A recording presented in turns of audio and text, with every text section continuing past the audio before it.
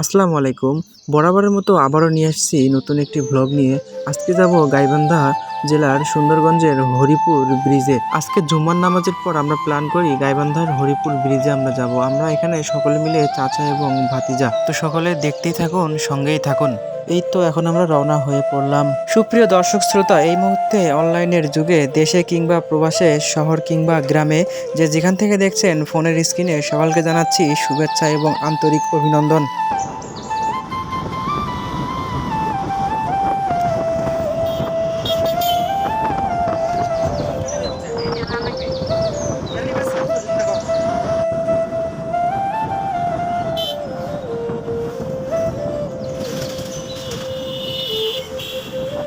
আমার কাকু Suzuki Gixxer চালানো সত্ত্বেও সে আমাদের অনেক পিছনে পড়ে গেছিল, আবার পুনরায় আমাদের সাথেই চলে আসতেছে। এই তো দেখতে পাচ্ছেন পিছনে।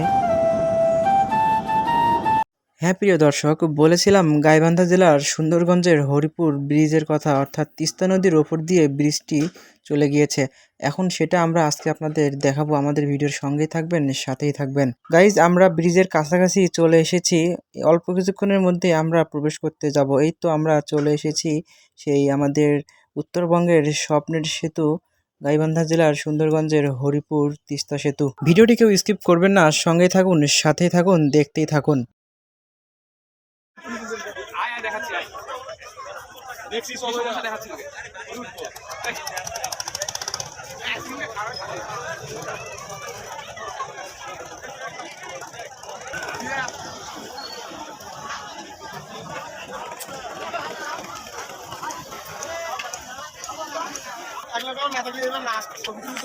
হ্যাঁ প্রিয় দর্শক, দেখতে পাচ্ছেন এই তিস্তা নদীর ওপর দিয়ে চলে গিয়েছে এই হরিপুরের তিস্তা সেতু।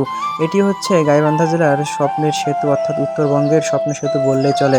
এটা উত্তরে একদম কুড়িগ্রাম, পূর্বে আছে উলিপুর চিলমারি, দক্ষিণে আছে রংপুর এবং তার অপোজিটে আছে লালমনিরহাট এবং দক্ষিণে রয়েছে আমাদের গাইবান্ধা জেলা।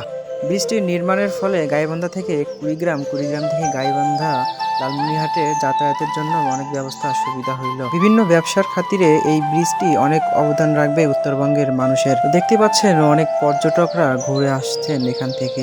বিভিন্ন মানুষের আনাচে কানাচে থেকে এই স্বপ্নের সেতু দেখতে আসছেন। আপনারা চাইলেও আসতে পারেন, এখানে দেখে যেতে পারেন আমাদের এই স্বপ্নের সেতু। হ্যাঁ প্রিয় দর্শক, দেখতে পাচ্ছেন ব্রিজটা এখনো উদ্বোধন হয়নি, তবে খুব শীঘ্রই উদ্বোধন হবে ইনশাআল্লাহ।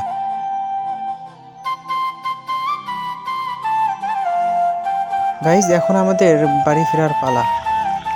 সবশেষে আমরা চলে যাচ্ছি হরিপুর ব্রিজ ভ্রমণ করার পরে। সবাই ভালো থাকবেন, সুস্থ থাকবেন, দেখা হবে আবার নেক্সট কোনো ভিডিওতে। আল্লাহ হাফেজ।